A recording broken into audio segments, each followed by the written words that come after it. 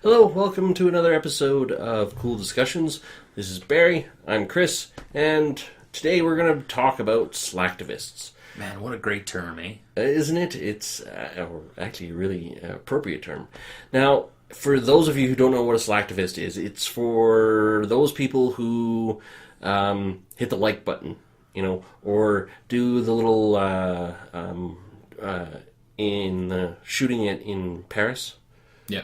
Yes, when that happened, changing the background to the French flag. This is the first time when he talked about this for our show topic. I was like, I'm like, dude, I'm thinking you coined a new phrase. Yes! I can't take credit for that. I wish I could. Like, no, I wish I could. Oh, it's a term, damn. Yeah, it is a real term, and it is a real scenario that has been studied by universities in a couple places around the world. I love that term. It is. I found that it's part of the social media phenomenon. Yes. Because you're on Facebook, you hit like, you feel like you've done something. Or if you're on YouTube and you hit like, or you forward a video, or you put it on your timeline on Facebook, you feel like, oh, I'm part of this. I've done something for this. If you want to be part of something, you need to actually get on your feet, either volunteer or give money. Mm-hmm. Just hitting the like button isn't... That do? Yeah. It's almost like this. You hit the like button or you share it, and you're like, oh, I feel good about myself. And in the back of your mind, you're going, I helped somebody. But all you did is you kind of went, hey, I'm going to do this so somebody else can give money or give their time. Yes. And... it has actually been, I guess it's been around long enough that it's been studied in university. At the University of British Columbia, a grad student by the name of Kirk Christofferson and co-authors Catherine White and John Pelosa did a study about Slacktivism. And they came to this conclusion at the end, depending on which papers you read, because... some articles will say one way and some articles will say another way, depending on who's writing the article. But it boils down to this. When you hit the like button, some little neuron in your brain goes, and you get a release of endorphins, and you go, "Ooh, I feel good about myself." You feel good about yourself, yeah, absolutely. But what have you really done? It's like when you say happy birthday to somebody on their Facebook page. It's like, it doesn't mean, to me, it's like... It's so much less effort to do that than it is actually pick up the phone and if you don't have somebody's phone number, then that's the only way to get to somebody, then I get it. But if you got somebody's telephone number, even just send them a text message or give them a call. Be old school, pick up the phone and call and be like, hey, happy birthday, All mother. you have to do is say, happy birthday, and you spend like 15 seconds going, hey, happy birthday, hope you're doing something, having fun, blah, blah, blah. And you're done. And guess what? That person feels so much better about themselves. Now, that's actually a really good example of Slacktivism. Saying happy birthday on Facebook, you feel good, but the person receiving the birthday wish, they get it, and they go, okay, she says happy birthday. Depending on the person, I've not been a fan of the laziness of social media, because it has become so predominant that it makes things... It makes you feel connected when you're not really connected. You're connected like this instead of like this. Yeah.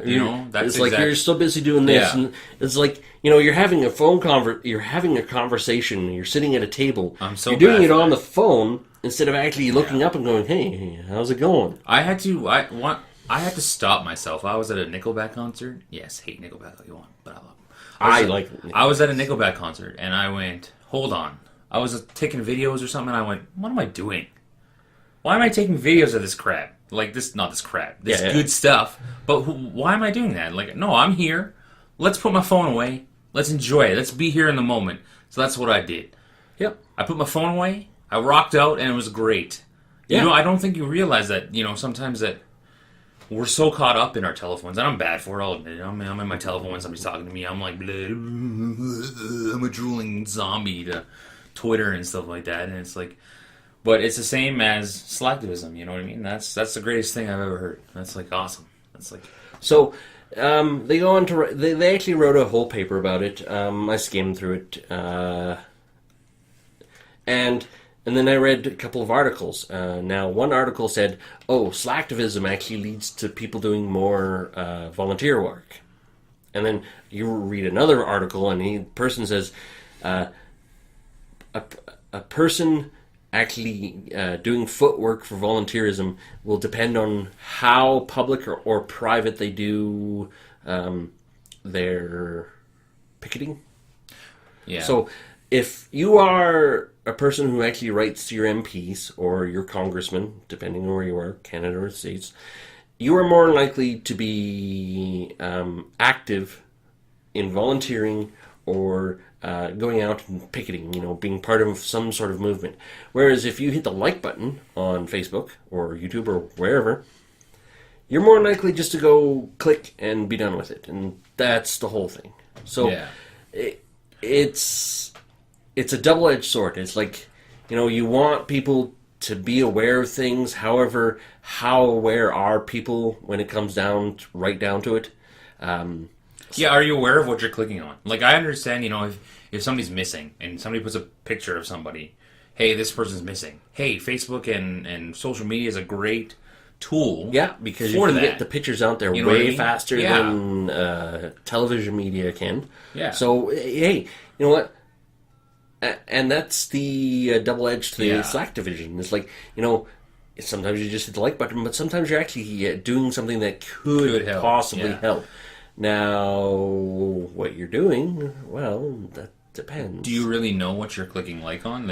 You have a little picture of something that says, not the missing person, but, help so-and-so in the fight for this. And it's like, then you hit like, but then this person doesn't truly have cancer, and they're just scamming people, and now you've just, you know what I mean? So it's like...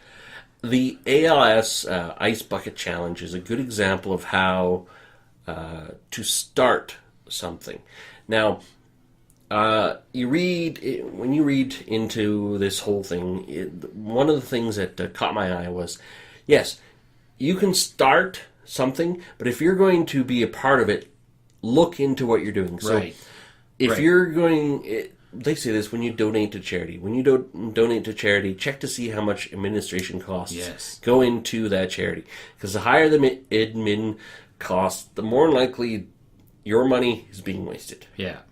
You're going to pay the CEO instead of help the hungry kid. Yeah, exactly. If you're for every dollar you pay and 50 cents goes to admin cost, that's probably not the charity you want to be supporting. Or mainly that everything goes to the front line. Most of it goes to as much as possible. Obviously, you need paper paper pushers. You need them. They make the world go round. Absolutely. Now, in one article, the guy was saying, if you're going to follow a movement, look for three things. Make sure that that this movement has an end goal. Mm-hmm. Now,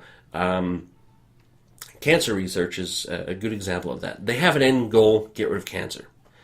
I just find that unfortunately it's split so much now. Now, I'm sure there's very valid reasons for it to be split because there's so many different types of cancers, but there's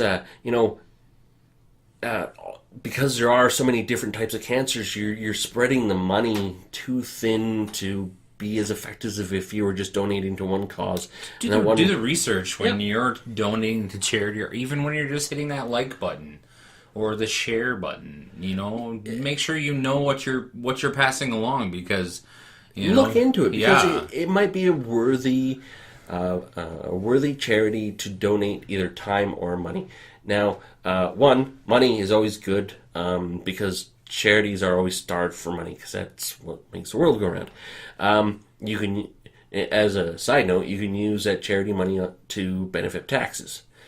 Volunteering is just as good as money to most charities. Better, because I think time is more valuable than money. Depending.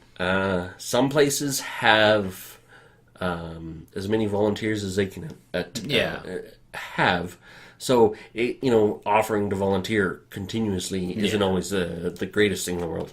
But it's just as good, and it's something you can... it'll actually make you really feel good about yourself, because you'll be able to say, hey, I've actually stepped out and done something. And volunteering also looks good on a resume. So when you have a resume, you can actually say, I volunteer so many hours a week for this company, et cetera, et cetera. And it generally sets you above other people when people look at job you would think, but I guess maybe when you're going for higher up jobs, it would look better. Okay. Well, so, make sure it has an end goal. Make sure they have a leadership structure, because the Occupy movement, you remember all those hippies occupying portions of land that weren't theirs, to say that, it's not fair that the rich keep getting richer and the poor keep getting poorer. Yeah, we get that. But when the media went to go interview people, you could tell they had no leadership structure. So, yes, there was a movement, but they didn't have the ability to move forward. So the Occupy movement was almost like, hey, a bunch of couch potatoes heard, hey, get the rich to give us money. Let's go sit in the park. Couch potatoes is...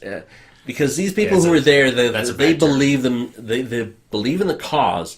They just didn't have an end goal, and they didn't have any kind of leadership structure to help them attain that end goal. Because if you're boat metaphor, if you're on a lake and the wind's blowing and you got a sail, you're gonna move, but you might not move where you want to go. That's right. You got to point that sail in the right direction, and you need a rudder. Yeah, so that's right.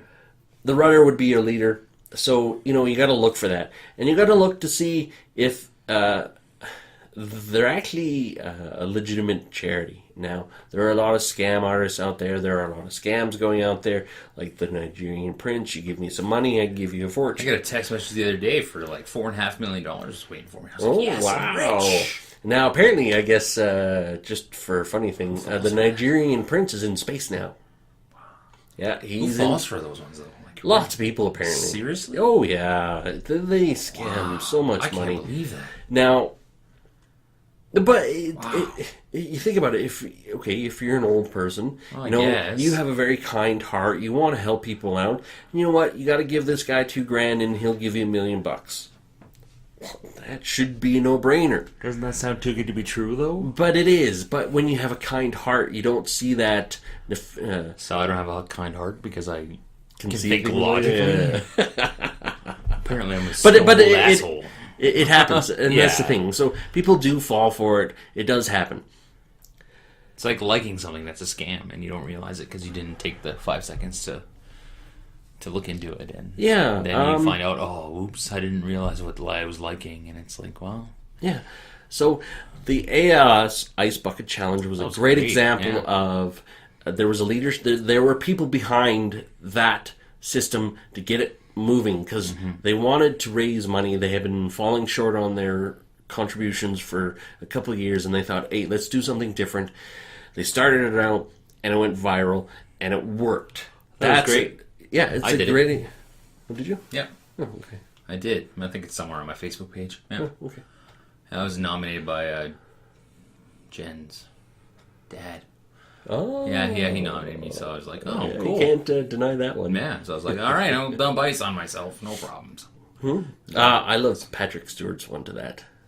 Did you see? No, I didn't see this. Look it up on YouTube. It's really amusing what he does. So, yeah.